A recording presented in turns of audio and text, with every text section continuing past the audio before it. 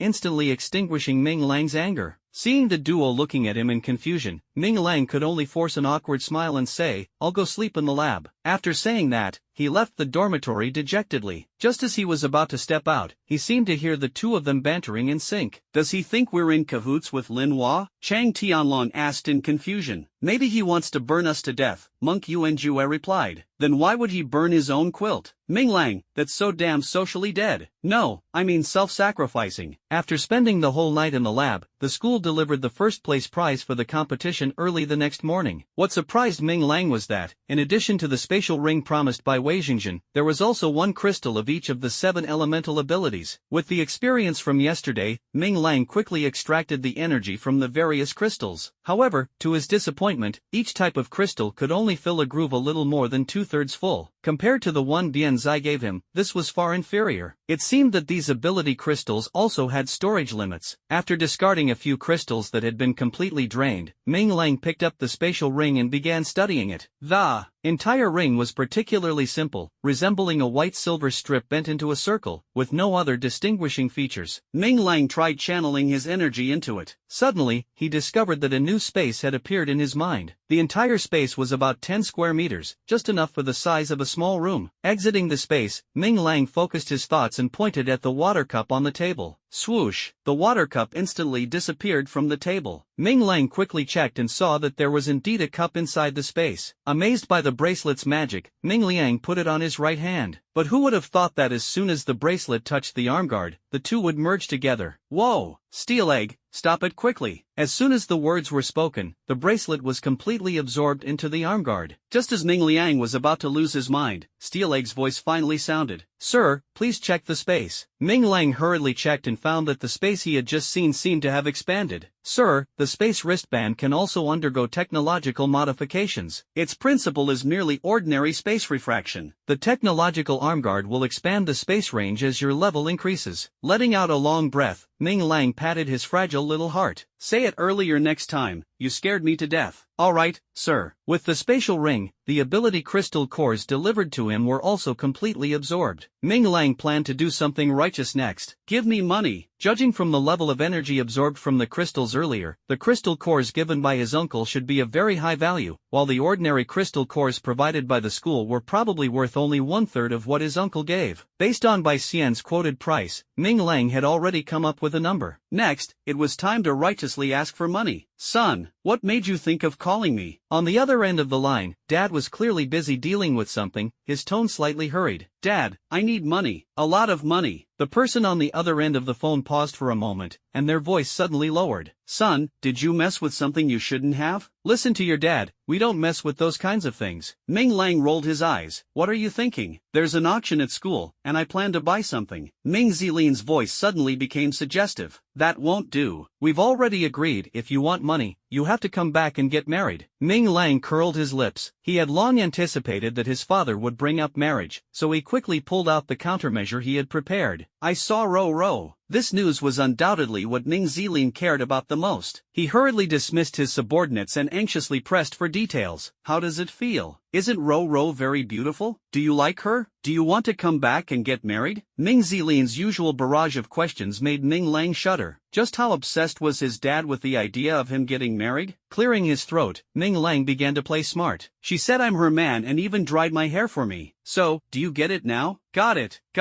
Ming Zilin grinned so wide his mouth was almost reaching his ears. This young man, progressing too fast. He's already drying her hair now, won't I be a grandpa in a few months? Thinking of this, Ming Zilin chuckled and said, planning to buy a gift for Ro at the auction, huh? Don't worry, your old man fully supports this. I'll have someone send you an unlimited card later, spend as much as you like. Dad's generosity caught Ming Lang off guard. He hadn't expected the power of that gentle move to be so immense. Forget it, I'll tell Dad the truth after buying the crystal. This misunderstanding is a bit too big. Feeling guilty, he hung up the phone and began pondering the next issue. From the battles with Ling Bai and Zhang Hao, he discovered his biggest weakness. Originally, he thought that his formidable physique was enough to handle many situations, but after witnessing the ultimate abilities of those two, he realized that relying solely on his physique was still not enough to dominate Imperial Capital University. Therefore, before the Academy Exchange battle, he needed to craft a weapon tailored specifically for himself. A technological weapon capable of sweeping through the Imperial capital. What should I make? After coming into contact with supernatural abilities, Ming Lang finally realized the undeniable importance of supernatural weapons. He had seen Bai Xian's battle blade, Ling Bai's ice sword, and Meng Yanggong's innate spear, and deeply understood how powerful the combination of weapons and supernatural abilities could be. At this thought, an idea flashed through his mind. He couldn't possibly carry a cannon around for every battle, could he? Besides, it wouldn't even fit in his spatial wristband. While Ming Lang was racking his brains, a peculiar sledgehammer in the corner of the laboratory caught his eye. The hammer had an unusual shape, with a gun tip protruding from the hammerhead, resembling a combination of an axe and a plate extremely unique. Ming Lang stepped forward to examine it closely. The moment his hand touched it, an unusual sensation sent a shiver through his entire body. No way? Ming Lang was startled and quickly placed the sledgehammer on the operating table to study it carefully. After a thorough investigation, his face displayed a look of utter shock, and he couldn't help but curse aloud. Who the hell said this world's technology is in decline? What is this? His loss of composure was entirely due to the astonishing data he uncovered. This sledgehammer was entirely constructed from nanometer particles. Such a massive nano-weapon was something Ming Lang had never seen in his previous life, yet here it was, appearing in a world where everyone regarded technology as insignificant as ants. Was this created by the original owner of this laboratory? Ming Lang grew even more curious about the strange person Bai Xian had mentioned. Ever since he entered this laboratory, a question had lingered in his mind. This laboratory was too perfect, so perfect that even the labs from his previous life couldn't compare. It contained almost all the equipment he needed, as if it had been tailor-made for him. In this world where technology had declined, how could such a genius exist? Ming Lang immediately began searching through the laboratory, hoping to find some clues left by the previous owner. After rummaging through everything for an hour, he finally discovered a yellow diary, but nothing else of use. Opening the diary, the crooked handwriting inside made him frown. This handwriting is really ugly, he complained as he turned to the first page. July 27th, someone pick me up, so I won't starve to death. Happy. August 1st, that old man seemed pretty nice. I didn't expect to have a superpower too, which made me even happier. October 5th, the people here are surprisingly dismissive of technology. If the teacher found out, they'd probably be furious. March 12th, it seems my ability is still insufficient. If the teacher were here, they would probably solve it easily. November 17th, I actually managed to create a nano-weapon. Amazing, giving myself a thumbs up. May 11th, since coexistence is impossible, then let it be destruction. The diary ends abruptly here. From it, it is not difficult to see that the owner of the diary seems to have had experiences similar to Ming Lang's, both facing the predicament of being discriminated against. Moreover, based on the records, the person who created the nano-weapon appears to have an even more powerful mentor. Besides me, is there really someone else in this world so dedicated to technology? Ming Lang's curiosity grew stronger, and he decided to find a time to thoroughly ask Bai Xian about it. Setting aside the matter of the original owner for now, Ming Lang continued to study the nano-warhammer. Although it was nano-manufactured, it was still just an ordinary hammer. To use it in combat, it would require further modifications. He stored the hammer in his space and began repeatedly constructing improvement plans for the warhammer on the holographic projection.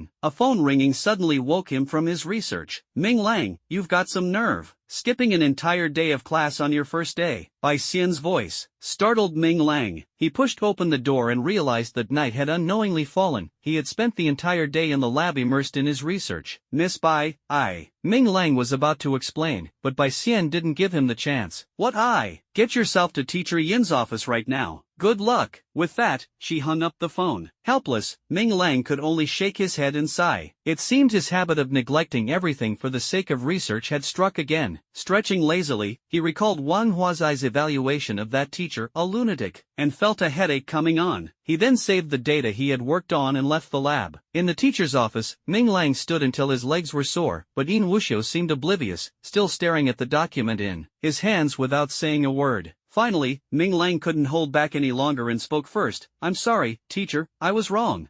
If you make a mistake, you must admit it, and if you're punished, you must stand straight, he silently recited in his heart. Yin Wuxiu put down the file in his hand, glanced at Ming Lang's resolute expression as if facing death, and said in an extremely slow tone, "You shouldn't apologize." Ha! Ming Lang was startled. Could it be that he still had a chance to escape? The expected scolding did not come. Ming Lang secretly glanced at Yin Wuxiu, only to see the other still gazing at him with an unruffled expression, as if he could see through him with a single glance. This made Ming Lang feel a bit nervous. You're quite the sensation right now. Yin Wuxiu leaned back in his chair, a mischievous smile tugging at the corner of his mouth. I heard you're planning to use technology to crush supernatural abilities. Is that true? Ming Lang frowned slightly, thinking to himself, could it be that the teacher also looks down on technology? Teacher, are you prejudiced against technology too? He asked bluntly. No. Yin Wuxiu shook his head, a hint of approval flashing in his eyes. I treat any method that can make one stronger equally. However, he paused, then looked up at Ming Lang with a mischievous grin, as if waiting for his reaction. This old guy wants to suffocate people with his words, huh? Ming Lang cursed inwardly. Seeing Ming Lang's frustration, Yin Wuxiu finally spoke unhurriedly. I heard your physique is very strong, even Ling Bai from the combat department is no match for you. But that's all there is to it. As far as I know, you seem to have never demonstrated the strength of your own abilities, right? Ming Lang nodded, feeling a faint sense of annoyance. This was a secret he had to keep hidden. The warhammer was not yet fully modified, and he had no intention of revealing the true capabilities of the arm guard. Yin Wuxiu slowly stood up, picked up a stack of textbooks from the table, and mercilessly stuffed them into Ming Lang's arms. Although I treat everyone equally, I want to tell you that in top-tier battles, no technological weapon has ever determined the outcome of the battlefield. Your idea is good, but relying solely on physical strength to fight is inadvisable. From the battle with Ling Bai, you also realized that with your third-tier strength, it took quite some effort to defeat him, didn't it? Ming Lang was momentarily speechless. Without the propulsion power of the arm guard, relying solely on his pinpoint punches to break through Ling Bai's barrier would have been impossible. At that point, the outcome of the battle would have been uncertain. Yin Wuxiu saw Ming Lang remain silent and continued, this is exactly the content of today's lesson. You skipped class for a day, don't you feel like you missed out? Ming Lang nodded, thinking to himself that he had originally assumed university courses would only cover basic alien species and some common combat techniques, but he hadn't expected there to be deeper content. Sitting back in the chair, Yin Wuxiu crossed his hands and began to explain expressionlessly, the 12 levels of abilities, each level a new realm. You already understand this. Next, I will summarize the teaching content based on my experience. Do not interrupt me, listen carefully. Ming Lang's expression turned serious, and he quickly stood upright, listening attentively. For the vast majority of ability users, combat abilities are always stronger than support abilities. For example, your Tech Pioneer is a purely support ability, and so far, there hasn't been any variation. Among abilities, there is also an extreme attribute, which you should have seen in Ling Bai and Zhang Hao. Ability users with extreme attributes can challenge opponents across one level. This is why your attacks cannot break Zhang Hao's defense. Yin Wuxiu's voice was like a thunderclap, shaking Ming Lang to his core. Ming Lang felt a bit disappointed because he had already discovered these things. Yin Wuxiu paused for a moment, took a sip of water to moisten his throat, and continued, finally, what I want to talk about is your physique. Simply put, those who rely on their physique to fight are mostly ordinary physical-type ability users. They lack affinity for energy acquisition, so their advancement in ranks is very slow. But, his voice suddenly rose, carrying an immense sense of power. Before the 9th rank, physical-type ability users are often crushed by other combat ability users. But after the 9th rank, physical-type abilities achieve absolute dominance, sweeping away any opponents of the same rank or even one rank higher. Ming Lang was shocked, and his previous dismissive thoughts were completely overturned. Yin Wuxiu's words were so startling. If this were true, wouldn't the warriors at the border finally have their day? A surge of passion ignited in his heart, as if he could see his own future. Really? Then doesn't that mean physical-type abilities will inevitably rise? Ming Lang's eyes sparkled with anticipation, as if he could see endless possibilities in the future. Otana Shishu glared at him, seemingly displeased at being interrupted by Ming Lang. Didn't I already say that physical-type abilities gather energy too slowly? So far, not a single physical-type ability user has reached above the 9th tier. His voice carried a hint of helplessness, but more so a clear understanding of reality. Ming Lang's mood instantly plummeted. Immediately, the images of Old Song and Wang Huazai surfaced in his mind. Old Song's elusive speed and his effortless ability to slay 6th tier alien races surely placed him above the 7th tier. And Wang Huazai, her ability clearly wasn't physical type, so why did she possess strength comparable to Old Song? Teacher, do you know about the Pink Tower? This topic seemed to catch Otana Shishu's attention. Otana Shishu instantly understood Ming Lang's implication and replied indifferently, since Bai Xian handed Wang Huazai over to you, it proves you're allowed to know this information. The Pink Tower is an intelligence agency established by the military at Imperial Capital University. Most of its members are auxiliary-type ability users. Leveraging their inherent advantages, they can easily approach high-ranking officials of various nations to steal intelligence. At the same time, they are also the first group of ability users to channel their physical energy into spiritual power. Give it to me? That doesn't seem like the right choice of words, does it? Ming Lang muttered to himself inwardly. Using the body to challenge the divine? Ming Lang shifted his focus to the last sentence of Yin Wuxiu, feeling a sense of caution in his heart. Exactly, that's the purpose of me telling you all this. Yin Wuxiu's tone grew passionate. I've said before, I treat all methods of becoming stronger equally, be it technology or physical constitution. The members of Fenlo rely on postnatal training to use their bodies to challenge the rank of a 10th tier war god. And you, because of your 7 attributes, you can reach that level even faster. I don't know exactly how your abilities work, but I am certain that once you reach the 10th tier, with your physique, even without technological support, you will undoubtedly be the most powerful 10th tier war god in history. Yin Wuxiu spoke with fervor, his face glowing as he looked at the stunned Ming Lang. After hearing these words, Ming Lang felt his heart surge, as if a door to the future was slowly opening. He began to process what Yin Wuxiu had said, feeling a rush of excitement. If it weren't for the last 6 words, even without technology, which made him feel repulsed, Ming Lang might have grabbed Yin Wuxiu's hand on the spot and exclaimed excitedly, "Teacher, I'll follow you for sure." Having lived 2 lives, Ming Lang was well aware of Yin Wuxiu's intentions. What he valued was Ming Lang's advantageous 7 attributes combined with his extraordinary physique, aiming to use them to achieve his unattainable dream. He was practically a madman. Don't rush, I haven't finished yet. Yin Wuxiu pointed to the textbook in his hand and said, "These books contain all the knowledge from the courses. You can take them home and study. Starting today, you no longer need to attend classes. Your task is to focus on advancing your level and reaching the 9th tier as soon as possible. During your cultivation, if you encounter any problems, feel free to come to me anytime." As he spoke, he took out a pure white ability crystal from the drawer, his eyes filled with anticipation. This is the cultivation resource I'm providing for you. Before the Academy Exchange competition, you must reach the 4th tier. Only then will you have a chance to compete for the top spot against the experts from other academies. I've heard that this year's exchange competition reward is a treasure that can assist in acquiring energy. Although he scoffed at Yin Wuxiu's ideas, Ming Lang understood that the tangible crystallization of supernatural abilities was the key to enhancing his strength. Without hesitation, he accepted the crystal and, under Yin Wuxiu's expectant gaze, left the office building with a stack of textbooks in his arms. No wonder Hu Fei said before that the academic department is full of a bunch of whimsical bookworms. He was absolutely right, Ming Lang thought to himself. Although Yin Wuxiu's abilities weren't impressive, his knack for persuasion was top-notch, and he had plenty of ideas. Still, not having to attend classes every day was quite a relief. With that thought, Ming Lang hummed a tune as he returned to the laboratory. Over the next few days, with Yin Wuxiu's tacit approval, Ming Lang began his reclusive lifestyle. Every few days, Bai Xian would bring him some food, and it was as if the academic department had completely forgotten about Ming Lang's existence. The modification of the Warhammer was in full swing, but the process turned out to be far more complicated than he had imagined. Ming Lang had initially planned to rely on supernatural abilities to alter the warhammer's form and then enhance it with auxiliary materials. However, at every critical moment, the annoying voice of Steelegg would chime in, "Sir, your rank is insufficient to manipulate high-tier technological materials." Helpless, Ming Lang had no choice but to take matters into his own hands. Once he started working himself, everything went smoothly, except for one issue that troubled him: the strength of the warhammer. The unique feature of nanomaterials lies in their ability to change shape anytime and anywhere, granting them unparalleled flexibility, enough to rival Ling Bai's elemental-type supernatural weapons. However, precisely because of this characteristic, the warhammer's durability became a glaring weakness. Ming Lang had simulated this scenario countless times in his mind. If the warhammer, in its current form, were to face Ling Bai's ice sword, there would only be one outcome. The moment the ice sword made contact, the warhammer would be torn apart as easily as paper, and Ling Bai might even mock it as trash. Thinking of this, Ming Lang couldn't help but feel a pang of anxiety, further solidifying his resolve to reinforce the warhammer with stronger materials. But after days of painstaking searching, he still hadn't found a metal material that satisfied him. Just as he was on the verge of losing his mind and preparing to compromise with a lower-grade metal, Bai Xian suddenly appeared. This time, Bai Xian looked completely different from her usual appearance when delivering food. Her evening gown was sleek and well-fitted, perfectly showcasing her figure, and paired with her naturally alluring face, it left Ming Lang utterly captivated. "Why are you dressed like this? Rushing off to a blind date?" Ming Lang teased. After spending some time together, Ming Lang no longer felt any reverence for this woman. Instead, he discovered that deep within her, she harbored a side that was sometimes ruthless and sometimes cunning. Bai Xian tossed a suit at him, lit a cigarette, and leaned against the console, looking stunningly beautiful. "Get yourself ready. Tonight is the school's auction. Didn't you want to buy the ability crystal?" Ming Lang slapped his forehead. Days and nights of research had made him almost lose track of time, let alone remember this important auction. Grabbing the suit, Ming Lang rushed to the bathroom, and after tidying himself up, he appeared before Bai Xian looking completely refreshed. His body, modified by the Book of Abilities, was tall and upright, and the suit made him look even more spirited. His bright, piercing eyes left Bai Xian momentarily dazed. "Let's go, Sister Bai." Ming Lang waved his hand. Bai Xian snapped back to reality, quickly masking the blush on her face, while secretly thinking to herself, "Damn it, why am I starting to feel interested in this little brat? Let's go, I'll tell you about the auction on the way," Bai Xian said vaguely, taking the lead to leave the laboratory. Ming Lang scratched his head, feeling utterly puzzled. Once in the car, Bai Xian glanced at Ming Lang beside her, took a deep breath to suppress the fluttering in her heart, and said slowly, "This auction will not only attract people from Imperial Capital University but also visitors from all over the country. With more people, the variety of auction items becomes more complex, but every piece is carefully selected, and the prices are significantly higher. Plus, with people inflating prices, it stirs up quite a commotion every year." Listening to Bai Xian's explanation, Ming Lang sneered dismissively. He had his dad's card, unlimited swipes. Who could compete with the Ming Corporation? Tonight, he was determined to dominate the auction. Just as Ming Lang was reveling in his thoughts, the phone in his pocket suddenly rang. As soon as he answered, his dad's furious voice came through. "You brat, how dare you lie to me? Ro said you only met once and aren't even together. I've frozen your card. When you manage to win Ro over, I'll unlock it for you. If you dare lie to me again, I'll fly to the capital and break your legs." The phone was slammed down with a bang, and Dad's anger was evident. At this moment, Ming Lang was deeply stunned. "What exactly am I supposed to do? An auction? My card is frozen, how am I supposed to buy anything?" Looking at the pitiful balance on his phone, Ming Lang gazed at Bai Xian with big, watery eyes, full of pleading. "Big sis Bai." The voice was so sweet and cloying that Bai Xian shuddered, almost losing her grip on the steering wheel. "What the hell is wrong with you?" Cursing, Bai Xian slammed on the brakes, and the car came to a steady stop. "Can you lend me some money?" The cheerful voice seemed to have an added sweetness. "You borrow money from me? Don't be ridiculous." Bai Xian looked at Ming Lang in confusion, wondering what was wrong with this guy. Could it be that his family had gone bankrupt? Ming Lang sighed and put on a look of utter despair. "If I don't get married, my dad won't give me any money. The little money I have now can't buy anything." Only then did Bai Xian remember the agreement between Ming Lang and his father, and she couldn't help but roll her eyes. Ming Zilin gave him a monthly allowance of 10 million, and this guy still had the nerve to ask for help? "Young Master Ming, I'm even poorer than you, don't count on me." Are all wealthy families this pretentious? After saying that, she threw him a helpless expression and restarted the car, heading toward the main campus. Seeing that Bai Xian refused to lend him money, Ming Lang had no choice but to give up reluctantly, knowing in his heart that he couldn't win against this woman. Could it be that he really had to bow to his old man? All the way feeling gloomy, Ming Lang arrived at the main campus and found that today's campus was different from usual. In addition to groups of students, the campus was also filled with many elegantly dressed socialites, exuding an air of high society in their every move. It seems this auction is indeed extraordinary. Silently complaining in his heart, Ming Lang followed Bai Xian toward the building at the far end of the commercial street. We have to part ways here. Students are not allowed to enter the faculty seating area, so just find a spot in the hall to sit. Upon arriving at the auction building, Bai Xian irresponsibly threw out this remark and walked in without looking back. Humph, she's just afraid I'll borrow money from her again. Ming Lang cursed inwardly and prepared to enter the venue. At that moment, he saw Chi Yura hurrying toward him, followed by several young men who looked like students. I will never give in. Ming Lang was just about to explain his firm stance to Chi Yuru, but unexpectedly, she grabbed his arm, leaned her head on his shoulder, and whispered, "Get rid of those guys, and I'll give you money later." A money offensive? Ming Lang felt disdain in his heart, but his small hand involuntarily wrapped around Chi Yuru's shoulder. So soft, delicate and boneless. A few male students quickly caught up. The leading boy, seeing the ambiguous scene between Ming Lang and Chi Yuru, grew furious and pointed at Ming Lang, saying, Ro, is this the reason you've rejected me time and time again? Chi Yuru rubbed her head against Ming Lang's shoulder and said with a smile, Zhang Yong, I've told you it's impossible between us. This is my fiancé, so give up already. Ming Lang immediately understood, so it was a suitor coming to her door, and she was using him as a shield. What a cliché plot, but it seems I really am this girl's fiancé. Does this guy count as stealing my thunder? Ming Lang felt a surge of pride and held her even tighter. Ro, who is this? Zhang Yong was the first to speak, shouting sternly at Ming Lang, Kid, I suggest you let go of your hand. I'm Zhang Yong, a sophomore in the combat ability department. If you don't want to die, stay away from Ro. Then, he spoke softly to Chi Yuru. Ro, even if you don't like me, there's no need to find someone like this to deceive me. How could Ming Lang tolerate such a threat? The resentment of his dad freezing his card churned in his heart. He squinted his eyes and said to Chi Yuru, Ruru, is this also one of your suitors? Doesn't seem like much. Zhang Yong was stunned for a moment, and the veins on his forehead instantly bulged. Kid, say that again? Ming Lang patted Chi Yuru's hand, stepped in front of Zhang Yong, and said word by word, I said you look pretty weak. Zhang Yong looked at Ming Lang suspiciously, secretly thinking that this kid must have some kind of backing to be so bold. Suppressing his anger, he asked in a deep voice, Kid, state your name. Ming Lang sneered. I thought you'd make a move, but it seems you're not that stupid. I'm Ming Lang, a freshman in the academic department. You're Ming Lang, that cowardly turtle? Zhang Yong looked at him strangely, a faint smirk appearing on his face. A coward? Before Ming Lang could react, Zhang Yong burst into laughter. Why would I bother with a dying coward? Ha ha ha. Ro, after your fiancé gets killed, I'll come for you. With that, he entered the auction hall with a few classmates following him. Ming Lang wanted to chase after him, but Chi Yuru grabbed his clothes. The incident during your military training has been maliciously exaggerated. Now, many experts from the combat department have declared that they will crush you to dust. Chi Yura held Ming Lang's hand as they walked and spoke. What does that have to do with me being a coward? Ming Lang felt a wave of disdain in his heart. He flashed the token in his hand at the gatekeeper, and Chi Yura led him straight to the third floor, speaking softly. After Lu Mian was sealed, the old master of the Lu family flew into a rage and came to the school, threatening to make you pay with your life. Principal Wei stopped him. You've been missing for over a month, so of course, everyone thinks you're a coward. Ming Lang understood. It seemed that quite a lot had happened while he was buried in his research. The Lu family? Lu Mian was sealed by my uncle. Aren't they afraid? As they spoke, the two of them arrived at a room on the third floor. Chi Yuru swiped the token on the access control, pushed the door open, and continued, It's useless. That member of the Lu family has somehow broken through to the 11th tier. His strength is now enough to rival Grandpa's, so he has nothing to fear. Ming Lang smirked. Lately, there had been no shortage of troublesome matters, so one more wouldn't make a difference. Then let him come. What am I afraid of? Could it be that the Lu family would dare to kill me publicly at Imperial Capital University? Entering the room, Chi Yura walked to the window, pulled open the curtains, and shook her head helplessly at Ming Lang. Smiling, she said, I just love your mysterious confidence in the face of danger. Come over and take a look. Ming Lang walked to the window and suddenly realized that his position was right in the center of the entire auction hall. Through the window, he could see the entire scene of the auction. haul at a glance. The conversation along the way had distracted him, and he hadn't noticed that Chihiro had brought him to such a place. "Where is this?" he asked in surprise. Chihiro shook the token in her hand. "This is the exclusive seat of the Bien family in this auction hall. My godmother gave it to me before we came here. By the way, are you out of money? How much do you want?" That peculiar sense of maternal love swept over him again, and Minglang looked at the gentle and serene girl in front of him with a face full of exasperation. He couldn't help but sigh inwardly. Who's the real child here? Why does this girl get everything she wants, while I'm treated so differently? Summoning his courage, Minglang decided to go big. He stretched out his hand and declared, "I want 1 billion. His voice echoed through the room, carrying an air of fearless determination. He seemed no longer like the timid person others looked down on, but rather a king on the verge of a comeback. Seeing Minglang's righteous and resolute demeanor, Chihiro couldn't help but slap his outstretched hand and chide him. "Seriously, money doesn't grow on trees in our family. Why do you need so much? Forget it, just tell me what you want later, and I'll buy it for you. Godmother always says that men turn bad when they have too much money, so I need to control your spending." Minglang was utterly exasperated. He couldn't understand where this housewife-like demeanor of this girl came from, especially since they weren't even married yet. Pouting, Minglang angrily flopped onto the sofa, his heart filled with helplessness. Chihiro gently sat down beside Minglang, poked the puffed-up flesh on his face with her finger, and said with a cheerful smile, "So, do you want to get married? After we get married, I'll allow you to have a secret stash of money." Minglang was startled by Chihiro's action and quickly shifted to the other side of the sofa, almost breaking down as he asked, "Big sister, why are you so fixated on marrying me? Even if our families arranged a childhood betrothal, you don't have to be this eager, do you?" Minglang's words seemed to strike a painful chord in Chihiro's heart. Her gaze instantly dimmed, and her voice turned sorrowful. "Minglang, do you really not remember me?" Minglang rolled his eyes. He had only been here for a little over a year. What could he possibly remember? From the original owner's memories, there was nothing but cowardice and beatings, and absolutely no trace of this girl, but he didn't dare to say it outright, so he could only shake his head blankly. Chihiro lowered her head, her long hair falling loose and covering her entire face, seemingly hiding endless emotions. Seeing this, Minglang felt a bit guilty and quickly tried to explain, "Is there some kind of misunderstanding between us? You should know, my brain wasn't working too well before. Could it be that we met when we were kids, and I just forgot?" A glimmer of hope flashed in Chihiro's eyes. She suddenly raised her head and stared directly at Minglang. "You really are different from when you were a child. Do you still remember why father took you to live in the fishing village back then?" Minglang froze, frantically searching through the original owner's memories. Just as he was struggling to recall, a sudden loud noise blasted in his ears. "Ladies and gentlemen, the Imperial University new semester auction is now officially starting." The MC's voice seemed like a beacon of clarity. He pulled Chihiro and headed toward the window. Although the recent search had drained his mental energy, he found himself completely blank about the memories before his father took him to the fishing village, as if shrouded in a thin mist, unable to recall anything. "The auction has started, we'll talk about other matters later." Minglang casually brushed off the topic, completely ignoring Chihiro's angry glare, and focused intently on the scene in the venue. At this moment, the venue was already packed to capacity. Under the spotlight, a host dressed in luxurious attire was steadily introducing the first auction item. "Now, let's welcome the first auction item." A hostess pushed forward a square box covered with a red cloth. When the cloth was lifted, it revealed a bead the size of an egg. This auction item is a defensive energy crystal core, created by a 9th tier Earth Element ability user. It can withstand a single attack below the 5th tier. The starting bid is 30,000. The bidding starts now. As soon as the words were spoken, many people in the audience raised their paddles, and the price skyrocketed instantly. Minglang looked at the bead, clearly sensing the faint earth element energy within it, feeling puzzled as to why anyone would want such a crude and simplistic energy crystal core. It seemed that Chihiro noticed Minglang's confusion, so she explained from the side, "Many of the people attending the auction are ordinary individuals without any abilities. Like father, they have money but no special powers. These defensive crystal cores can save their lives or their family's lives at critical moments." Minglang nodded, then looked at Chihiro in surprise and asked, "How do you seem to know everything?" Chihiro brushed a strand of hair aside, revealing a maturity that didn't match her age. "You and father have been away from home for so many years. It's always been me and godmother managing the corporation. I've attended many auctions like this." Minglang let out an "oh" and continued looking out the window. The bidding for the first auction item soon ended, with a wealthy businessman purchasing it for 750,000. Hearing this price, Minglang thought of the balance on his phone and felt another wave of frustration. If Chihiro weren't here today, he probably wouldn't even be able to afford a single item with the little money he had. In the following time, several items were auctioned one after another. Ming Lang observed for a while and found nothing he needed, so he simply sat back on the sofa, waiting for the ability crystal by Xian had mentioned. Seeing Ming Lang no longer watching, Chihiro also returned to the sofa, picked up the teapot on the table, poured him a cup, and asked softly, "Nothing you fancy? Don't worry about the money. If there's anything you like, just let me know, and I'll make sure to buy it for you." Ming Lang took a sip of tea, feeling a bit embarrassed, secretly thinking he resembled a kept man being taken by this rich woman to pick out a birthday gift. A wave of resentment surged in his heart. Haven't seen anything yet. These people are just too crazy. An ornamental exotic beast claw was actually auctioned for 3 million. Chihiro smiled, refilled Ming Lang's teacup, and said gently, "Not everyone has the chance to witness the alien battlefield firsthand, and those wealthy people need something to showcase their status. That's why exotic beast or alien spoils have always been their favorite collectibles." Ming Lang sneered, "Things like that are everywhere on the border battlefield. Why haven't I seen them dare to take a trip there?" Chihiro put down the teapot, rested her chin in her hands, and stared blankly at Ming Lang, softly saying, "You really are different from when you were a child." Ming Lang didn't dare to respond and could only drink cup after cup of tea, secretly pondering in his heart. Suddenly, the MC's voice caught his attention. "The next auction item is somewhat special and might face the risk of being unsold, but I still want to show it to everyone. It's a piece of metal, with its specific use unknown. Without further ado, let's have the etiquette lady bring it up for us." Hearing the word metal, Ming Lang put down his teacup and quickly walked to the window, just in time to see the ceremonial hostess unveiling the red cloth. As the cloth was lifted, a gray lump of iron lay quietly in the box, looking extremely unsightly under the spotlight. The people in the venue burst into laughter at the sight of the iron lump.